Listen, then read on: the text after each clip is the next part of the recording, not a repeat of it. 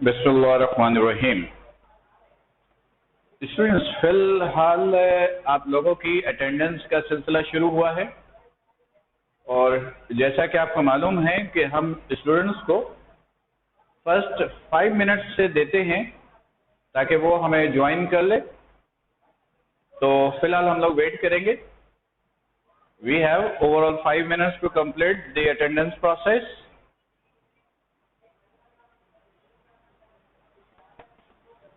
और आज जिस टॉपिक पर डिस्कशन हमने करनी है वो है generations of physics. Generations of physics.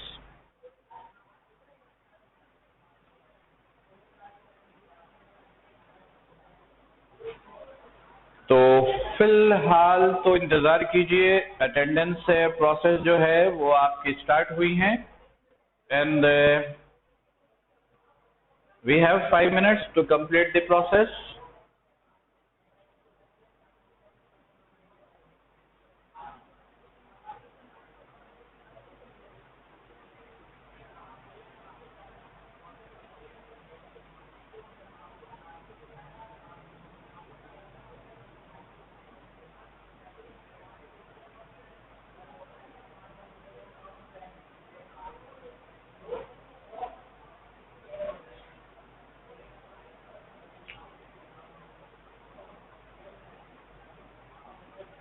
फिलहाल ये अटेंडेंस की टाइमिंग जो है, अटेंडेंस का टाइम ये हम लोग यूज कर रहे हैं।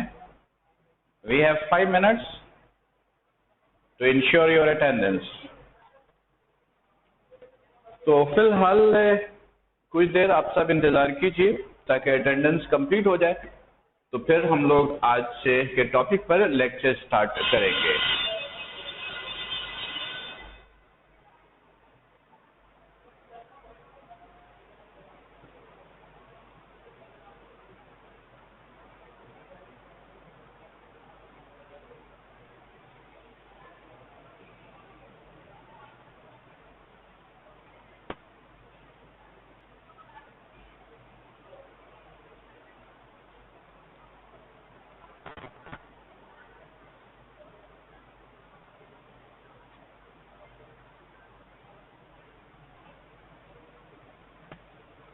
बेटा फिलहाल आप लोग की अटेंडेंस हो रही है और 5 मिनट्स हमारे पास हैं, मज़ीद 2-3 मिनट्स हमारे पास हैं कि अटेंडेंस जो है वो कंप्लीट हो जाए। फिर हम लोग आज के लेक्चर्स पे अपनी डिस्कशन शुरू करेंगे। राइट? लास्ट टाइम जब क्लास आपकी हुई थी तो उस क्लास में हम लोगों ने चैप्टर नंबर 1 का इंट्रोडक्शन किया था डिटेल में, और चैप्टर नंबर 1 के इंट्रोडक्शंस के बाद हम लोगों ने ये डिस्कस किया था कि what is the concept of physics. Physics होता क्या है, इस पर हमारी बात हुई थी। फिलहाल हम लोग वेट कर रहे हैं कि अटेंडेंस कंप्लीट हो जाए, फिर हम लोग आज के लेक्चर्स पे डिस्कशंस करेंगे।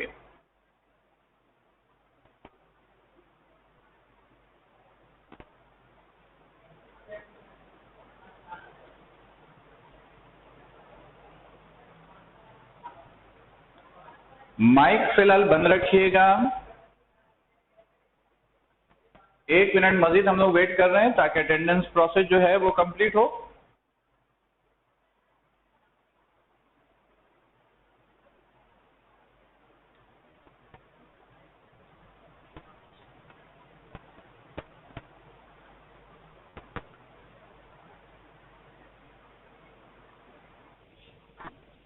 बेटा फिलहाल माइक और कैमरा दोनों बंद रखेंगे।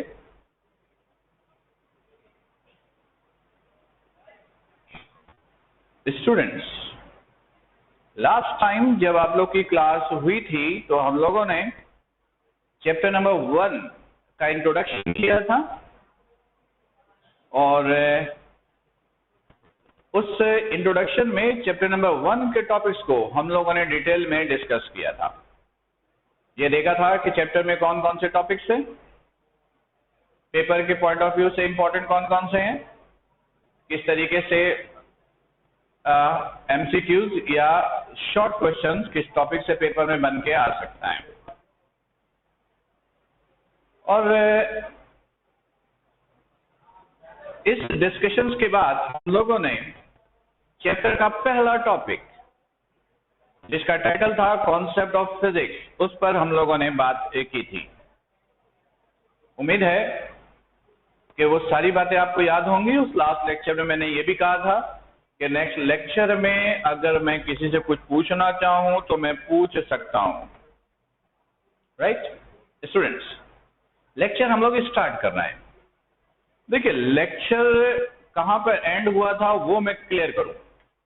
फिजिक्स के मैंने आपको दो कॉन्सेप्ट्स दिए थे।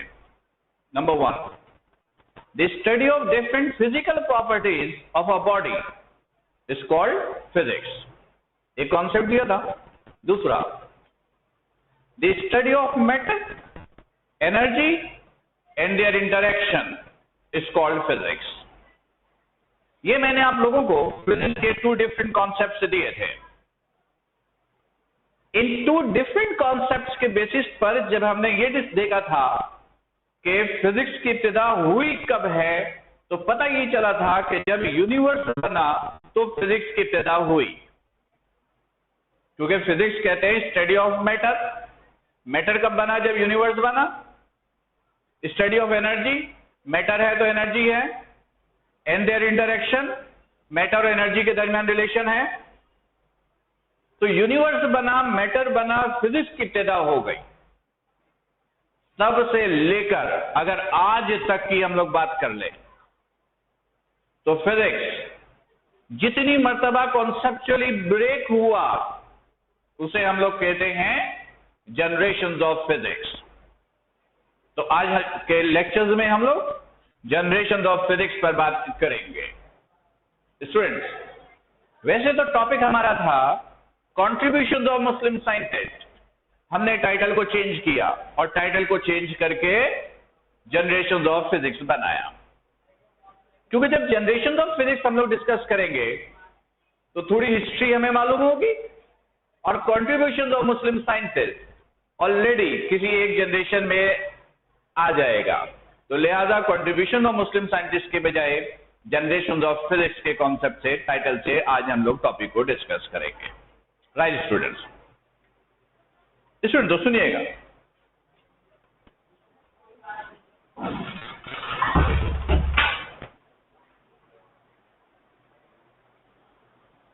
स्टूडेंट सुनिएगा,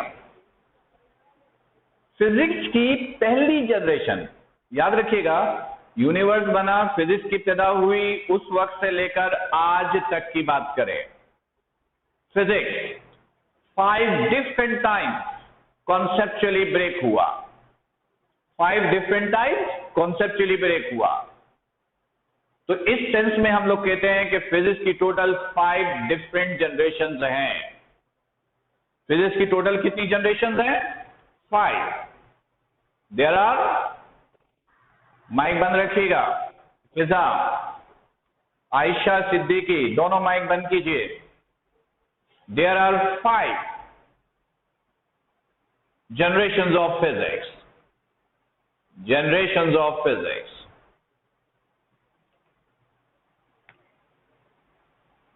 स्टूडेंट्स, आप लोग जरा 1 मिनट इंतजार कीजिएगा।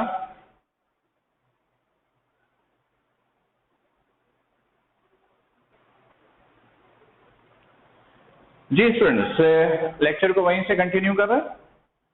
स्टूडेंट्स, हाँ, तो बात ये हो रही थी कि फिजिक्स की टोटल 5 जनरेशंस हैं।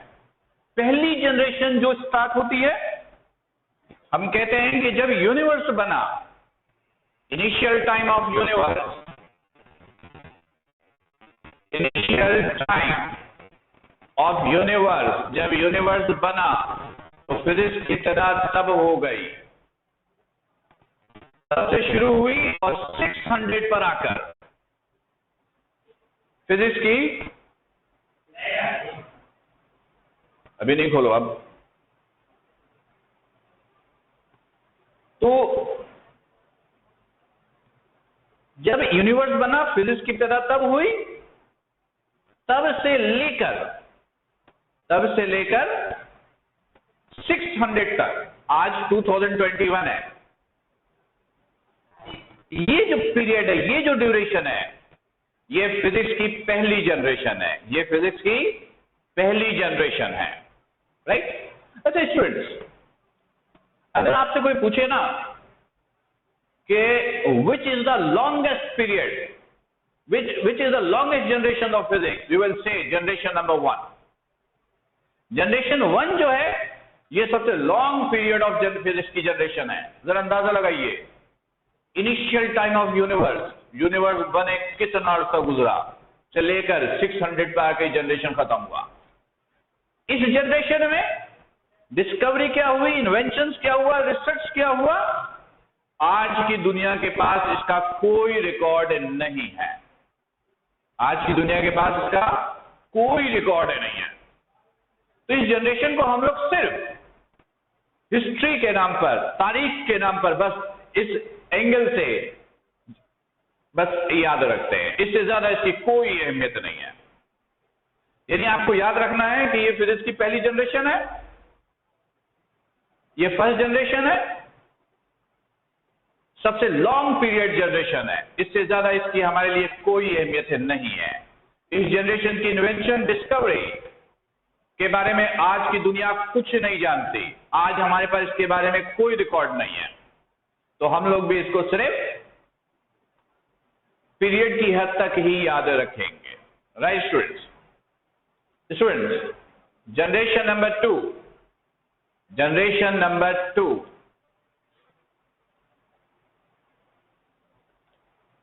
जनरेशन 2 जो है ये 600 से शुरू हुआ, 1500 पर आकर खत्म हुआ। ये 900 ईयर्स की जनरेशन है, 900 ईयर्स की जनरेशन है। इस जनरेशंस को कहते हैं generations of Muslim era, generations of Muslim scientist और मुस्लिम पीरियड। स्टूडेंट्स, ये वो जनरेशन है जो मुसलमानों के नाम से जाना जाता है। मुस्लिम से 900 ईयर्स तक फिजिक्स पे, साइंस पे रूल किया है। स्टूडेंट्स, आज कल हमारे जहनों पर यह बिठाया गया है कि नॉर्मली मुस्लिम्स जो हैं, मुस्लिम्स कंट्री में या मुस्लिम्स जो है यहाँ कोई रिसर्चर्स नहीं है, साइंटिस्ट नहीं है। नॉर्मली हम लोगों को टेररिज्म के साथ अटैच करने की कोशिश की गई है। रियलिटी जरा इससे डिफरेंट है, जरा गौर कीजिएगा। आजकल जो हम लोग समझते हैं कि सारी इन्वेंशन, डिस्कवरीज जो हैं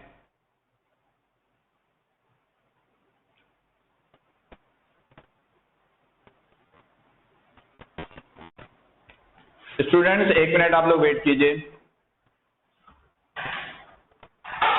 हाँ, पूरा हो गया, चल छोड़ दे, 140 discount. Okay, thank you ji. Students, ये जो हम लोग समझते हैं कि सारी इन्वेंशन, सारी डिस्कवरी जो है ये नॉन मुस्लिम वेस्टर्न कंट्रीज में होती हैं। हम लोगों के जहनों में बिठाया गया है कि जो वेस्टर्न्स हैं वो सिविलाइज्ड होते हैं और मुसलमानों को किसी और एंगल की तरफ डाल दिया जाता है। रियलिटी ऐसा नहीं है। मैं थोड़ी सी कोशिश करता हूं कि आपको समझाने की कि जो कॉन्सेप्ट नॉर्मली मुस्लिम्स का हमारे जहनों पे बिठाया गया है, रियलिटी जरा डिफरेंट है। सुनिएगा, समझिएगा। 900 ईयर्स तक मुस्लिम ने रूल किया। 900 ईयर्स एक बहुत बड़ा पीरियड होता है। अगर आप इन वेस्टर्न कंट्रीज को ले लें तो इन्होंने अभी सिर्फ 400 ईयर्स तक रूल किया है। 400 ईयर्स, ये 900 ईयर्स। कभी आपने लाइफ में ये जानने की कोशिश की कि ये वेस्टर्न कंट्रीज जो अपने आप को सिविलाइज्ड कहते हैं या तरक्की याफ्ता कहते हैं, इस पीरियड में इनकी पोजीशन क्या थी? स्टूडेंट्स, ये तो हम लोगों की बदकिस्मती है कि कभी हमने अपने मुस्लिम साइंटिस्ट को पढ़ने की कोशिश नहीं की, अप्रिशिएट करने की कोशिश नहीं की। वरना अगर मुस्लिम साइंटिस्ट को कंपेयर करो आज के साइंटिस्ट से, तब भी बहुत सारे मुस्लिम साइंटिस्ट आपको बेहतरीन मिलेंगे, बेहतरीन मिलेंगे। काफी ज्यादा रिसर्च वर्क मिलेगा as compare to western scientist. मैं कुछ एग्जाम्पल देने की कोशिश करता हूं, देखिएगा। साइंस की लैंग्वेज किस सब्जेक्ट को कहा जाता है? हर चीज की, हर कम्युनिकेशंस के लिए कोई ना कोई लैंग्वेज यूज होती है। तो साइंस की लैंग्वेज किस सब्जेक्ट को कहा जाता है? साइंस की लैंग्वेज मैथमेटिक्स को कहा जाता है, राइट? मैथमेटिक्स की इब्तिदा कहां से हुई? नंबर सिस्टम से हुई, नंबर से हुआ 0 1 2 3 4 5। कभी आपने यह समझने जानने की कोशिश की कि 0 को यूं क्यों लिखते हैं, 1 को यूं क्यों लिखते हैं, 1 + 1 2 क्यों होता है, 1 + 1 3 भी हो सकता है? अगर मैं प्रूफ कर दूं कि 1 + 1 2 नहीं होता, 1 + 1 3 होता है, तब भी आप कहोगे नहीं सर आप गलत हैं। ऐसा क्यों? और से सुनिएगा। 0 1 2 3 ये सारी डिटेल्स ये किसने ड्राइव की? इसकी डेफिनेशन किसने दी? ये मुस्लिम साइंटिस्ट ने दी। मूसा अल-ख्वारिज़मी का नाम आपने सुना होगा। ये उस साइंटिस्ट की कंट्रीब्यूशन है, ये उस साइंटिस्ट की रिसर्च वर्क है जिस पर आज पूरी मैथमेटिक्स, पूरी साइंस बेस करती है। मैं एक बार फिर क्लियर कर दूं, आपने सुना होगा मैथमेटिक्स को उर्दू में क्या कहते हैं? बाद लोग कहते हैं रियाजी। नहीं, रियाजी नहीं कहते। मैथमेटिक्स प्रैक्टिस करने से आता है, प्रैक्टिस करने को उर्दू में कहते हैं रियाज करना, तो रियाज से निकल गया रियाजी। मैथमेटिक्स को एक्चुअल में कहा जाता है हिसाब। अगर आप नॉर्मल लाइफ में सुनेंगे तो मैथमेटिक्स को उर्दू में कहते हैं हिसाब। क्वेश्चन अराइज होता है क्यों कहते हैं हिसाब, कैसे आया ये वर्ड? और से सुनिएगा। मैथमेटिक्स की वो पहली बुक जो लिखी गई, मैथमेटिक्स की वो पहली बुक जो लिखी गई जिसके अंदर ये सारे फंडामेंटल यूनिट्स के डेफिनेशंस हैं, एक्सप्लेनेशंस हैं। 1 को इस तरह क्यों लिखते हैं, 1 + 1 2 क्यों होता है, 1 × 0 0 क्यों होगा, ये सारी एक्सप्लेनेशन उस बुक के अंदर है जो मूसा अल-ख्वारिज़मी ने लिखी थी। उस बुक का नाम है हिसाब। बेटा माइक किसका ओपन है? मुस्कान माइक बंद कीजिए बेटा। मुस्कान माइक बंद कीजिए, अदरवाइज मैं आपको यहां से रिमूव कर रहा हूं। मुस्कान, मैंने पहले भी कहा है कि लेक्चर्स के दौरान माइक बंद रखा करें जी। तो उस बुक का नाम था हिसाब। मुस्कान बेटा मैं आपको यहां से रिलीज कर दूंगा, रिमूव कर दूंगा, फिर आप लेक्चर ज्वाइन नहीं कर सकेंगे। माइक बंद कीजिए मुस्कान। मुस्कान बेटा मैं आपको रिमूव कर रहा हूं।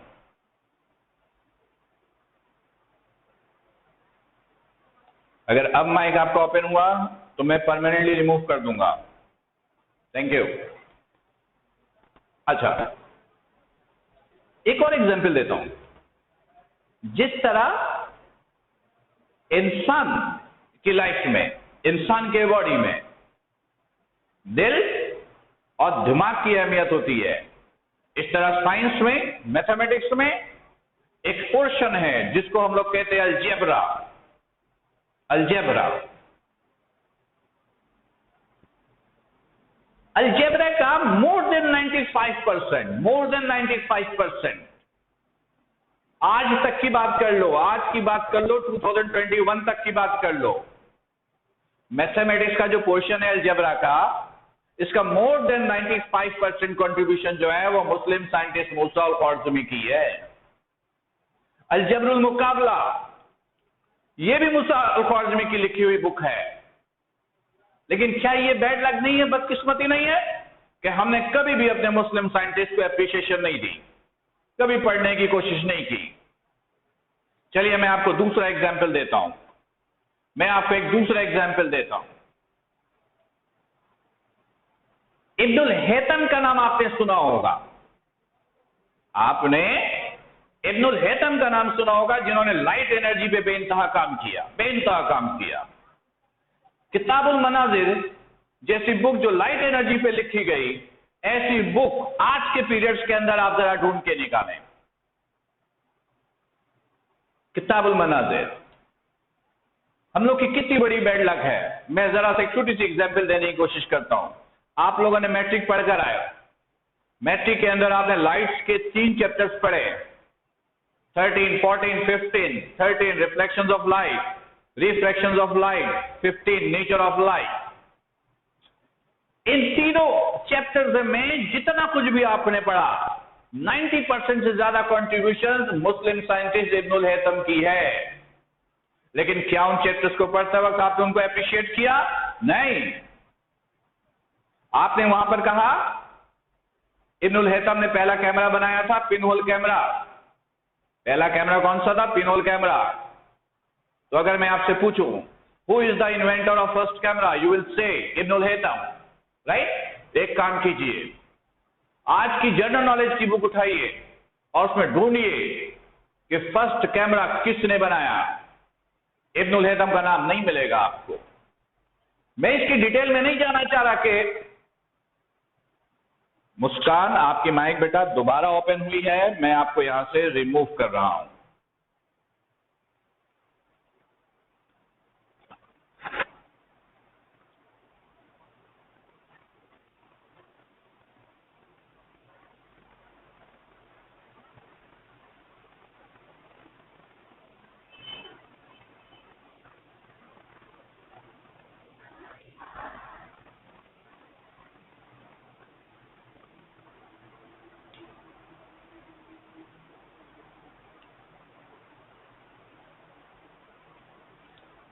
जी बेटा,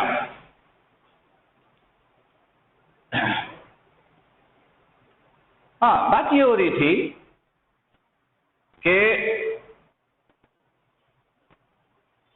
कि हमने कभी भी मुस्लिम साइंटिस्ट को एप्रिशिएट करने की कोशिश नहीं की, राइट स्टूडेंट्स? इस तरह बहुत सारे साइंटिस्ट हैं, इब्न सीना है, अल-बैरूनी है।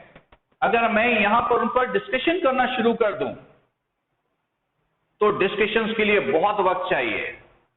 इनकी कंट्रीब्यूशन पर डिस्कशन शुरू हो जाए तो कई महीने लगेंगे इनकी कंट्रीब्यूशन को डिस्कस करते हुए।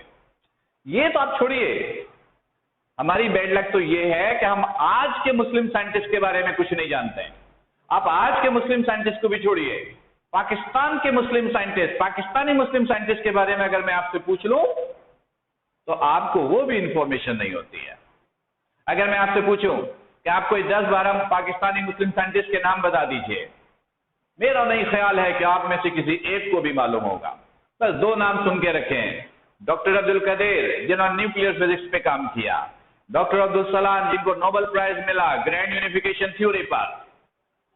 ऐसा ही है ना? बस 3रा 4था नाम सुनाइए मुझे जरा। हमारे पाकिस्तान में, मुल्क में हजारों साइंटिस्ट काम कर रहे हैं, पर हमारी बैड लक है कि कभी हमने अपने मुस्लिम साइंटिस्ट को कभी एप्रिशिएशन नहीं दी। कभी वो, आप देखिएगा, कभी आपने टीवी पर, इलेक्ट्रॉनिक मीडिया हो या प्रिंट मीडिया हो, कभी आपने हमारे साइंटिस्ट का इंटरव्यू देखा? हमारे पोजीशन होल्डर्स के इंटरव्यू देखे? एक बात याद रखिएगा, ये तो हमारी बैड लक है। कहते हैं ना कि किसी मुल्क के हुक्मरान अगर अपनी कौम को क्या बनाना चाहते हैं ये देखना हो तो उस मुल्क का इलेक्ट्रॉनिक और प्रिंट मीडिया देख लीजिए। अगर आप इलेक्ट्रॉनिक और प्रिंट मीडिया देखेंगे तो सिर्फ 3 चीजें नजर आएंगी, पॉलिटिक्स, शो बिजनेस और स्पोर्ट्स। इसका मतलब है हमारे हुक्मरान हमारी नस्लों को भी, हमारी जनरेशन को भी बस यही बनता हुआ देखना चाहते हैं। हमारे बच्चों को तो यह भी नहीं मालूम कि साइंटिस्ट बनते कैसे हैं। अगर आज हम अपने बच्चों से पूछते हैं बेटा आप क्या बनना चाहते हो, बस इंजीनियर, डॉक्टर्स, क्या इसके अलावा फील्ड्स नहीं है? खैर, इस पर डिस्कशन शुरू होगी तो डिस्कशन बहुत लंबी होती जाएगी। फिलहाल स्टूडेंट्स अपने अपने जहनों पे रखिएगा कि मुसलमानों ने साइंस पर सेकंड जनरेशन में जितना काम किया है, इसका कंपैरिजन आज के पीरियड से, जबकि टेक्नोलॉजी सब कुछ मौजूद है, मुश्किल से नजर आएगी। खैर, डिटेल में फिर कभी आपसे बात होगी। फिलहाल ये सेकंड जनरेशन थी। फिर इसकी तीसरी जनरेशन, थर्ड जनरेशन जो है वो स्टार्ट हुआ 1500 से 1700 तक, 1500 to 1700। ये डार्क जनरेशन है, इसे कहते हैं डार्क जनरेशन। ये वो जनरेशन है जिसमें फिजिक्स में, साइंस में कोई वर्क नहीं हुआ। मुसलमानों की सिविलाइजेशन, वेल्थ, ये छीनी गई, कन्वर्ट हुई नॉन मुस्लिम्स की तरफ। इन 200 ईयर्स में इसे डार्क जनरेशन कहने की वजह यही है कि इस जनरेशन में कोई वर्किंग नहीं है। ये सिर्फ कन्वर्जन है, समझ लीजिए। मुसलमानों से चीजें छीनकर नॉन मुस्लिम की तरफ चली गई हैं। ये जो आज वेस्टर्न्स के पास वेल्थ है, सिविलाइजेशन है, ये सब मुसलमानों से छीनी हुई है। मैं ये नहीं कह रहा कि वो बुरे हैं। खैर, बुराई तो हमारे अंदर भी होगी कि हमारी चीज उनके पास गई तो हमने संभाल के क्यों नहीं रखी। खैर, फिलहाल इस पे डिस्कशन नहीं। ये तीसरी जनरेशन है। चौथी जनरेशन 1700 से शुरू हुआ, 1891 पे कंप्लीट हुआ। इस जनरेशन की फिजिक्स को हम लोग क्लासिकल फिजिक्स कहते हैं, क्लासिकल फिजिक्स कहते हैं। इसका फाउंडर न्यूटन और मैक्सवेल को कहा जाता है, न्यूटन और मैक्सवेल को कहा जाता है। ये चौथी जनरेशन है। फिफ्थ जनरेशन 1891 से ये कंटिन्यू है, ये कंटिन्यू है। इस जनरेशन को मॉडर्न या क्वांटम फिजिक्स कहते हैं, क्वांटम फिजिक्स कहते हैं। इसका फाउंडर एल्बर्ट आइंस्टाइन को कहा जाता है, एल्बर्ट आइंस्टाइन को कहा जाता है। स्टूडेंट्स, एक क्वेश्चन अराइज होता है, आपके जहन पे ये सवाल आ सकता था, सर ये जो चौथी जनरेशन है, फोर्थ जनरेशन है, ये भी नॉन मुस्लिम्स की हैं, और ये जो फिफ्थ जनरेशन है ये भी नॉन मुस्लिम्स की हैं, तो ये ब्रेकअप क्यों हुआ, टूटा क्यों? मैं आपको एक दो एग्जाम्पल से समझाने की कोशिश करता हूं कि ये जनरेशन में ब्रेकअप क्यों आया। और तो सुनिएगा, मैं एक एग्जाम्पल दे रहा हूं। फर्स्ट कीजिए, इस वक्त आपकी एज, आपकी उम्र 15 साल, 16 साल या 17 साल, इन तीन में से कोई एक होगा। अज्यूम कीजिए इस वक्त आपकी एज 16 साल है, 16 ईयर्स। आज से 20 साल के बाद, 20 साल के बाद मेरी आपसे मुलाकात हो गई इत्तेफाकन, और उस वक्त मैंने आपसे पूछा कि बेटा इस वक्त आपकी एज कितनी है? आपने बड़े प्यार से कहा, सर मैं तो अभी भी 16 की हूं। क्या यह मुमकिन है? आप कहोगे नो सर, यह मुमकिन नहीं है। क्लियर कीजिएगा, according to classical physics, yes it is not possible, but according to modern physics, quantum physics, yes it is possible, ये मुमकिन है। मैं दूसरी एग्जांपल देता हूं। फर्स्ट कीजिए कि इस वक्त आपके बॉडी का मास, इस वक्त आपके बॉडी का मास 45 kg है। मैंने कहा कि मैंने आपको 10 मिनट दिए, 10 मिनट दिए, आप 100 kg करके दो। I am giving you 10 minutes. आपको अपने बॉडी का मास 100 kg करना है। आप कहोगे सर ये कैसे मुमकिन है, ये तो मुमकिन नहीं है। Yes, according to classical physics it is not possible, but according to modern physics yes it is possible, ये मुमकिन है। इन दोनों के कॉन्सेप्ट बिल्कुल एक दूसरे के ऑपोजिट थे। अच्छा स्टूडेंट्स, अगर मैं आपसे कहूं कि इन दोनों में से किसके कॉन्सेप्ट आपको सही लग रहे हैं, तो आप कहोगे सर न्यूटन के, क्लासिकल फिजिक्स के। पर रियलिटी ये है कि मॉडर्न फिजिक्स, एल्बर्ट आइंस्टाइन का कॉन्सेप्ट सही है, इसका कॉन्सेप्ट गलत है। अब बोलोगे सर ये कैसे? तो ये फिलहाल समझाना आपको मुमकिन नहीं है। आपको समझाना क्यों मुमकिन नहीं है, मैं इसके लिए भी एक एग्जांपल देता हूं। फर्ज कीजिए कि एक छोटा बच्चा 5-6 महीने का जो बोल भी नहीं सकता, उस बच्चे के सामने उसके मां बाप बड़ा स्पाइसी सा खाना खा रहे हैं। बच्चा इशारे से वो फूड्स खाने के लिए मांगता है अपने वालिदैन से। तो क्या वालिदैन उसको वो खाना दे देंगे? क्या वालिदैन उसको वो खाना दे देंगे? Answer is no. Answer is no. अगर फर्ज कीजिए कि बच्चा रोना शुरू कर दे कि नहीं मुझे फिर भी चाहिए, तो क्या वालिदैन अब उसे देंगे? Answer is no. क्या वालिदैन बच्चे को समझाएंगे कि मैं आपको क्यों नहीं दे रहा हूं?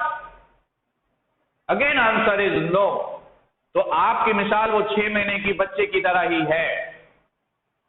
फिजिक्स में अभी अभी आप एंटर हुए हो, अभी आपको ये मुमकिन नहीं है समझाना कि ये कैसे मुमकिन है। पर ये ध्यान पे रखिएगा कि ये कॉन्सेप्ट वेरीफाइड है, ये सही है एज कंपेयर टू दिस। तो स्टूडेंट्स, ये वो 5 जनरेशन हैं जो फिजिक्स में मौजूद है। तो एक क्वेश्चन फिर अराइज होता है, आपके ज़हन में ये सवाल आना चाहिए कि सर फर्स्ट ईयर की जो फिजिक्स हम लोग पढ़ेंगे उसमें कौन सी जनरेशन पढ़ेंगे? तो आंसर इज पूरी फर्स्ट ईयर की फिजिक्स आप इसको पढ़ोगे। यानी फर्स्ट ईयर की फिजिक्स मुकम्मल तौर पर क्लासिकल फिजिक्स पर बेस करती है। अगर कोई आपसे पूछे कि फर्स्ट ईयर में जिस फिजिक्स को आप पढ़ते हो उस फिजिक्स को क्या कहते हैं, तो answer will be classical physics. Classical physics, right students? तो स्टूडेंट्स, आज के लेक्चर से आपने हिस्ट्री समझा कि फिजिक्स में जनरेशन कौन सा है, और सबसे काम की बात कि हम फर्स्ट ईयर में किस जनरेशन की फिजिक्स को पढ़ेंगे वो आपने देखा। जब सेकेंड ईयर में आओगे 70% इसी को पढ़ोगे और 30% मॉडर्न फिजिक्स को आप पढ़ेंगे। यानी सेकेंड ईयर में आकर आप मॉडर्न फिजिक्स के कॉन्सेप्ट को सीखना शुरू करेंगे, राइट स्टूडेंट्स? अगर आप में से किसी को आवाज सही नहीं आ रही तो मैं इसका रिकॉर्डेड फॉर्म भी आपको सेंड कर दूंगा, आप दोबारा इसको देखिएगा। तो फिलहाल आज के लेक्चर से आपके पास कोई सवाल है तो बारी बारी क्वेश्चंस कर सकते हैं। जी स्टूडेंट्स, आज के लेक्चर से किसी के पास कोई क्वेश्चंस हैं तो बारी बारी वो क्वेश्चंस कर सकते हैं। जी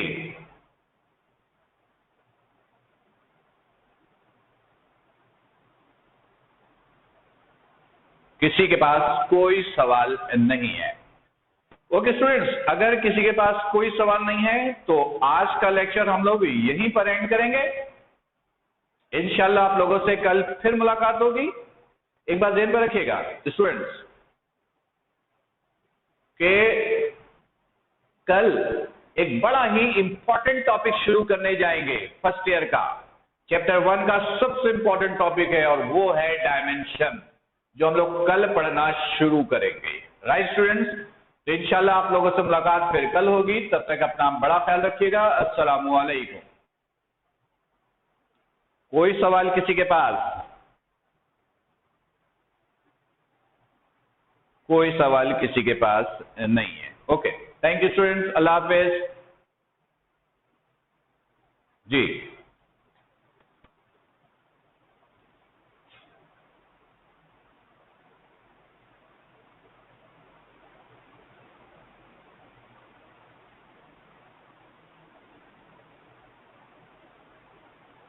हलीमा बेटा जरा कैमरा ऑन कीजिए। हलीमा जी बेटा, माइक भी ओपन करो। माइक माइक माइक ओपन करो। हाँ ठीक है। क्या कह रहे थे आप? मैसेज पे कुछ कहा आपने?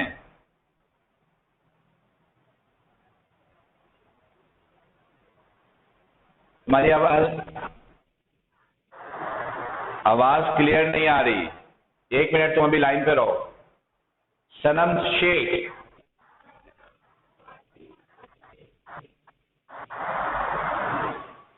सनम शेख। सनम बेटा, आपको मेरी आवाज आ रही है?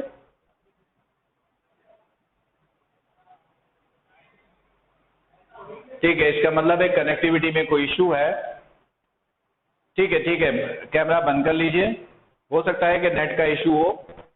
ठीक है।